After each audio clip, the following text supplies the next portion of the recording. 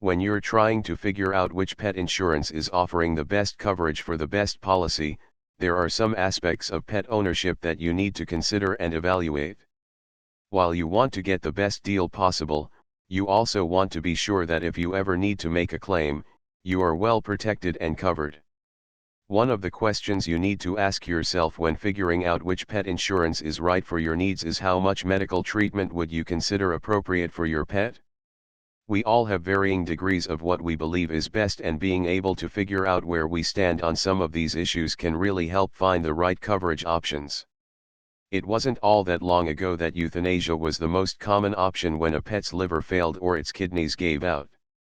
That is partially because we didn't have the same tools we have today for diagnostics. Today we have the option to spend as much on our pet's health care as we do our own.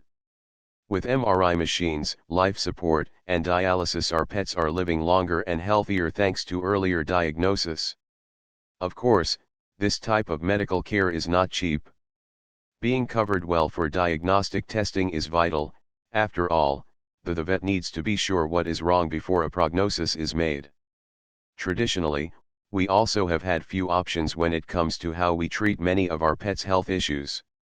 From ventilators to keep organs intact and allow families closure, to organ transplant lists. Our ability to provide treatment for our pets is almost equal to our ability to provide treatment for ourselves. We can offer a cat chemo and a dog radiation if we can afford it, or if we have the right type of insurance. We no longer wait until we believe their pain is too much. Just about any illness can be treated nowadays. Not all pets fall into a risk category, and not all humans believe that we should be making these kinds of medical decisions when our pets can't talk. The financial aspects alone can be brutal, with a huge bill making it more difficult to care properly for your pet.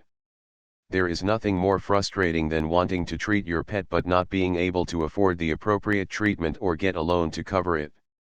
It's really about what you believe you would want to do in these types of situations and whether you think you might go for all-out treatment in spite of the cost involved. There are few of us that don't want to do what is in our pet's best interest. It's hard to know what that is exactly. What we can predict is not just likelihood of potential problems but, in some cases, even probability. For instance, some dog breeds are known to be prone to getting cancer while other breeds have been struggling with hip dysplasia for decades. Some of the cat breeds are also known for specific health conditions. Many of these conditions can strike dogs or cats at a very young age. Knowing these things allows you to consider your choice of treatment in advance. The potential for medical problems in certain types of cats and dogs, as well as other pets, exists in the reason for breeding. Most pet rats die from cancer because rats are not bred for health or personality, but for color. Discovering which pet insurance is really right for you starts with your desire to treat, combined with the risks your pet faces just from his or her ancestry.